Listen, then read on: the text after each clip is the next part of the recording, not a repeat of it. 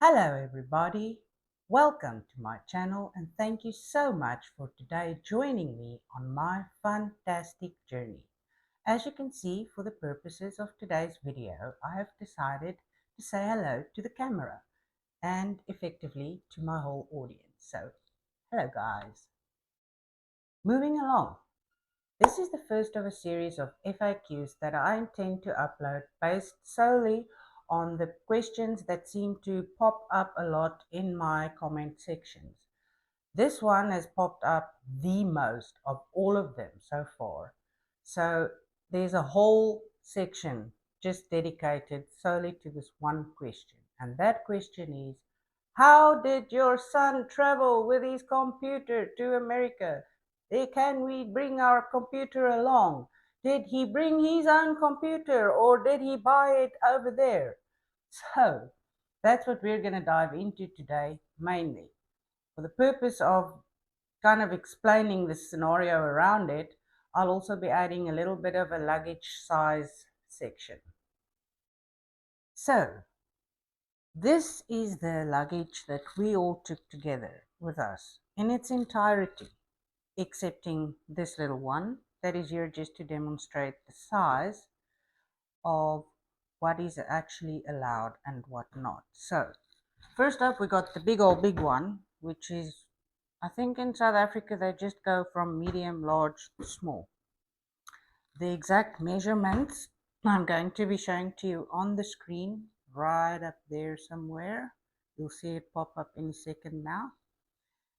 And we'll start with the big one. This one's measurements are in fact, so the big ones, they don't measure in breadth, width and length. They just add them all up together and they take a total.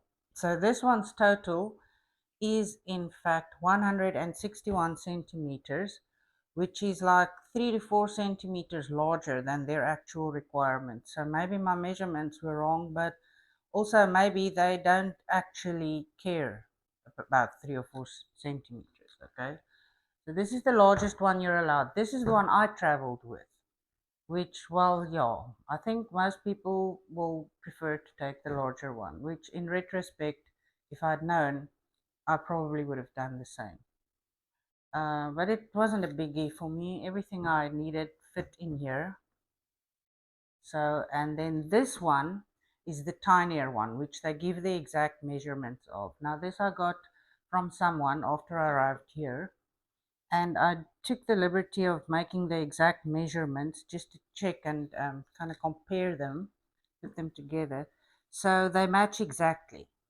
So you can safely assume this one is the smallest one. So these are called the checked luggage. This is the one that you're not going to keep with you. That's going to go into the, what do you call those? Um, Gosh, please excuse my foggy brain. I can't remember what they call that compartment down in the airplane with this, the cargo hold. Thank you. Thank you, brain. That's where it goes. That is the cargo hold luggage. Okay. So the smaller one is the one you keep with you. This is called your carry-on luggage. Excuse me, guys. I made some notes because you wouldn't understand. I need to make notes to remember things lately. So this is the carry-on luggage. And this and this all qualifies as carry-on luggage. This was mine specifically. I didn't take a bigger one because of reasons. I took this one and I took that one. My laptop, which you can kind of see over here. Can you see it? Yes, we can a little bit. That fit nice and snugly in here. And this is also where you're going to keep any other electronics, including any cords that you do take with you for your computer devices, and the mouse as well would probably go in there, because none of the electronics are allowed in your checked luggage. Very important to remember that. I'll get into the cords a bit more in a second. Oh, excuse me, cutting off my head. I am such an amateur at this, guys. You need to understand. This is not my thing yet. So the next thing I would point out is the star of the show. As you guys can see, it's quite a bit broader than the actual carry-on luggage that's allowed. This is the actual computer that my son traveled with. We've been fortunate enough to be able to replace it by now, so this is now my one. And I've been holding off setting it up just so that I can make this video for you guys, so appreciate it. So, getting back to the size, I've taken the liberty of doing the exact measurements. As you can see, it's quite a bit broader than this one. However, at the same time, it's a bit smaller. So my takeaway is they did allow this. I'm getting to how we transported it in a while. That's a whole different story. I would not recommend, absolutely not recommend doing it the way we did it. However, this is a good size for carry-on luggage. Even though it is a bit broader, it's shorter. The thing they look for is it going to fit into the compartment above you? So based on that, they didn't have a problem with the size of this. What they did have a problem with was the way we packaged it. Because what my son did seemed like a very clever idea at the time. Because he'd actually employed that very method traveling inland in South Africa. However, international flights is different. They gave us a load of grief at the South African customs. In America, no, this gets checked. So what he did is he put a whole lot of bubble wrap around, much more than this. This is too small anyway, but just he put a whole lot of bubble wrap around, and then he took thick sellotape and he actually taped it all together, and then he added the screen, the actual screen that was traveled with. This is the one, right? Of course, you do remove the foot piece, which I'm not going to do now because it's tightened there with a screw. The foot piece is removable, and because it's not a part of electronics, it goes into your checked luggage if you have space for it in there. That goes into your checked luggage. It's not electronic, it's allowed. Now I'm repeating myself. So without the foot piece on, he added this to the package, put more bubble wrap, and then taped all of it all together. Which again, the screen is a lot wider than the box, but the size wasn't the problem. They had no problem with it. They're not petty that way, apparently. Like, okay, I've taken the measurements of the screen as well, just for those who are interested. So the measurements of the box, if that's important to anyone, is more or less 42 centimeters by 41.5 by about 18.5, more or less, give or take a few millimeters. Right, the screen, however, is larger. It's 47.5 by, what did I measure here? Oh dear, let me give you the whole thing instead of just the screen itself. It's 50.5 centimeters by 30.2, give or take a few. Never mind the points, that's like 2 millimeters. So about 50 and a half by 2 centimeters to 30 centimeters by 50. He just packaged it all together. So the packaging is cool. What I would recommend is, instead of taping it all around like he did, because he also taped a piece over like this, and this is how it ended up being his carry-on luggage. Instead of doing that, just make sure the bubble wrap is easy to unwrap and rewrap. The reason for that being is the way they gave us a hard time at customs. They almost didn't allow us to go through with this as is. For the simple reason that the word that they were too scared to even say out loud, they kind of whispered it under their breath, is BOMB. I'm not even sure if YouTube allows that word much. I don't want to draw any unwanted attention to my channel, so you can all spell. They want to make sure it doesn't have that device inside. So they might ask you to actually turn it on. So whichever cords or parts you want to replace once you're here, because they won't be compatible here, just take them along. Make sure they're there. If anyone insists on the South African side for you to unwrap it, switch it on and prove that it's an actual working device, and that's the only reason you're taking it with you. That must be possible to do. Make them able to check it if they insist on doing so. They did let us through in the end, but it was a whole rigmarole where the check-in lady had to get her supervisor. The supervisor then had to phone her supervisor, and then they had to organize with the people at the entry point into the flight. Like, it was a whole big mission, okay? And they almost didn't allow it to go through. They almost wanted to rip it all off, which I don't know how we would have transported it then. Because so what I would again want to add on to that, what I would suggest is, you know, these carry on, these, what do they call them? Oh, my brain, please, brain, help me out. It's these red and white stripy bags, canvas bags. Yes, you find them at pep stores or wherever in South Africa. Get one that's the closest to this size of your computer box. Wrap it in a thin layer, not a thick layer, a thin layer of bubble wrap, as well as add the screen to the mission.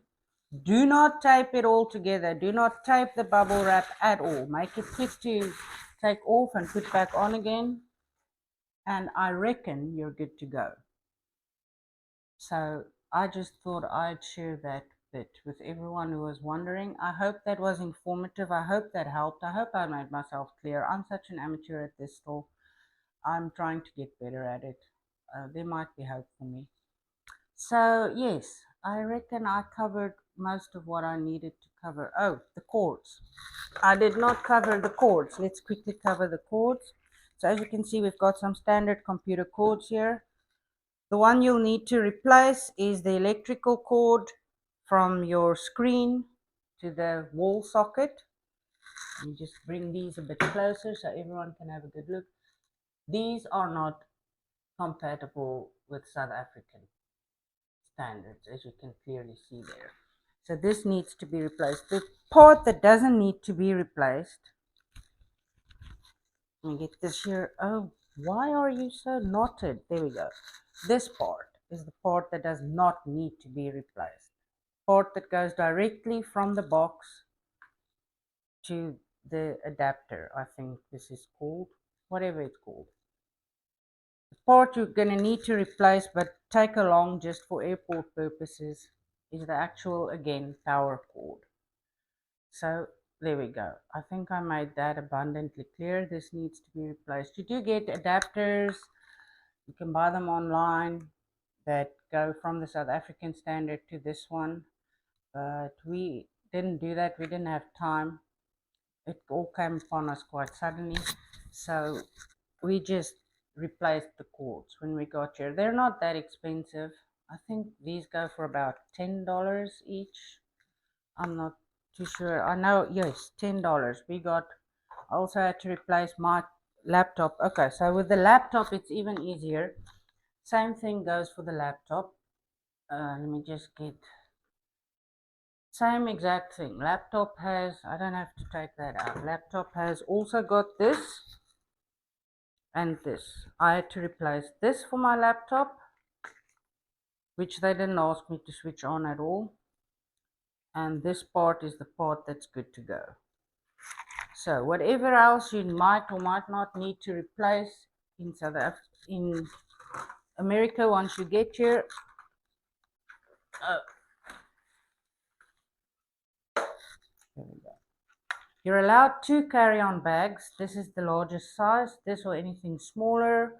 So Damien had also a backpack, which all his electronics plus the keyboard all fit snugly into.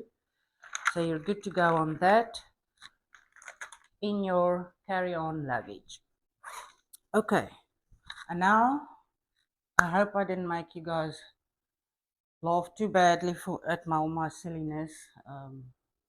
Oh dear. I should not say never say while recording.